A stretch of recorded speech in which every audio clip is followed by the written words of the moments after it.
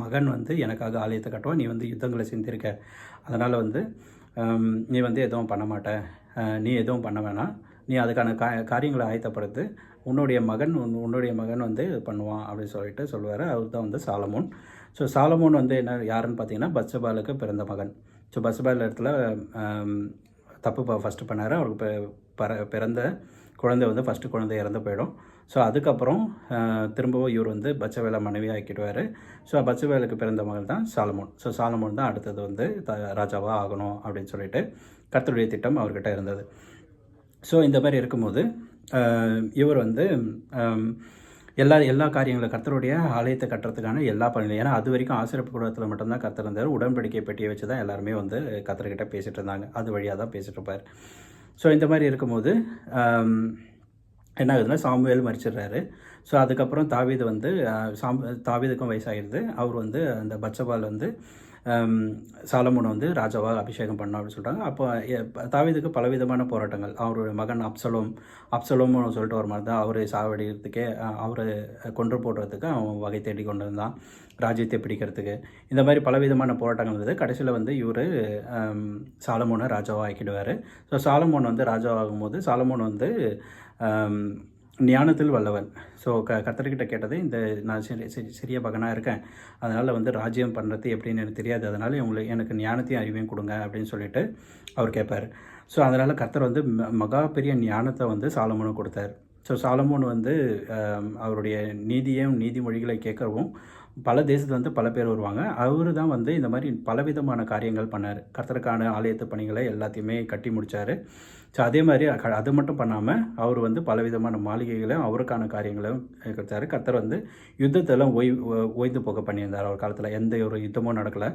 ஆனால் சாலமோன் வந்து தாவீது மரித்ததுக்கப்புறம் சாலமோன் வந்து எல்லாத்தையும் டேக் ஓவர் பண்ணி எல்லாமே பண்ணிட்டு இருந்தார். ஸோ சாலமோனுக்கு இருந்த ஒரு வீக்னஸ் என்ன பார்த்தீங்கன்னா, ஸ்திரீயினால் பாவத்தில் விழுந்த சாலமோன். ஸோ சாலமோன் வந்து கர்த்தருக்கு எல்லாமே பண்ணி எல்லாமே அவர் கூட தான் இருந்தார். ஆனால் பலவிதமான ஸ்திரீகளை வந்து அவர் விவாகம் பண்ணி மனையாட்டிகளுமாக ஆக்குறதுனால அவங்களெல்லாம் வந்து வேறு தேவர்களை வந்து இவங்களை பணிய வச்சு பண்ணாங்க.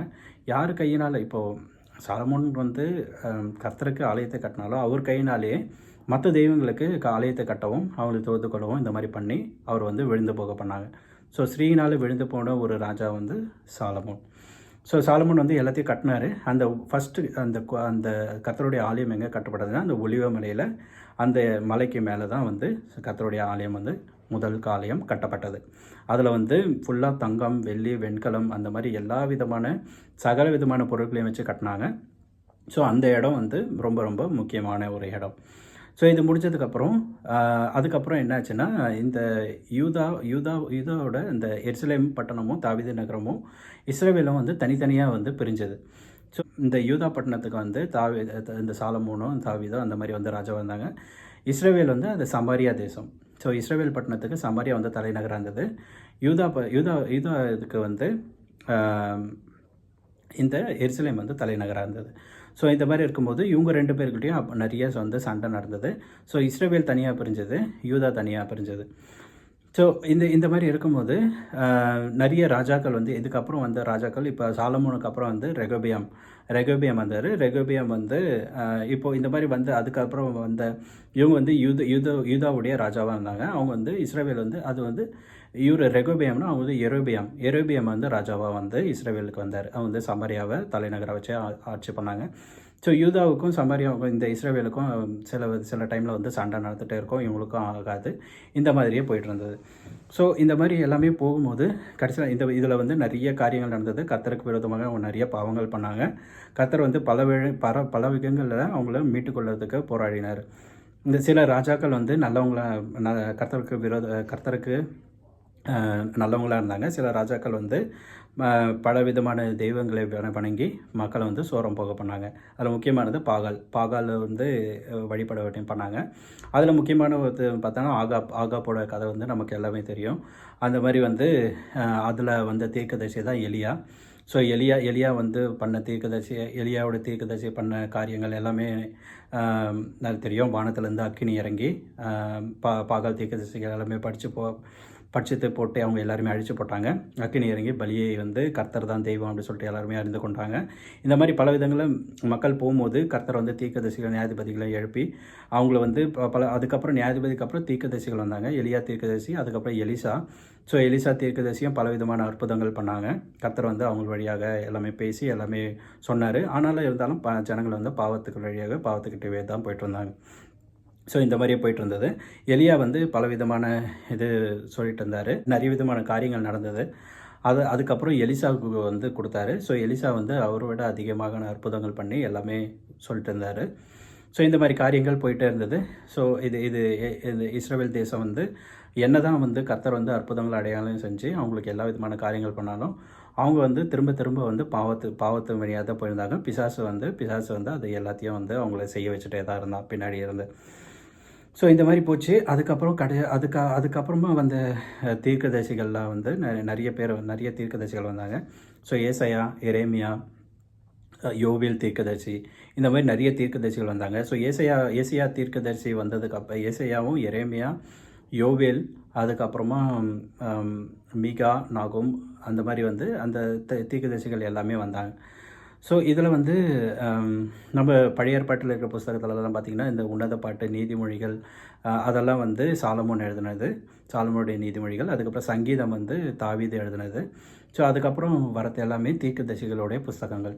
ஸோ ஏசாயா தீர்க்கதரிசி வந்து அதுக்கப்புறம் இந்த கர்த்தர் வந்து பார்த்தாரு, இந்த ஜனங்கள் என்ன தான் பண்ணாலும் பாவத்துக்கு மேலே பாவமே தான் பண்ணிகிட்ருக்காங்கன்னு சொல்லிட்டு அப்புறம் ஏசாயா தீர்க்கதரிசியின் மூலமாக நிறைய காரியங்கள் வந்து பேசினார்.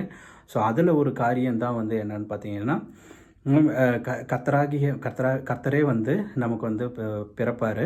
ஸோ பிறந்து இந்த உலகத்தை பாவம் தீர்க்கிற ஒரு தேவ ஆட்டுக்குட்டியாக வந்து வருவார்.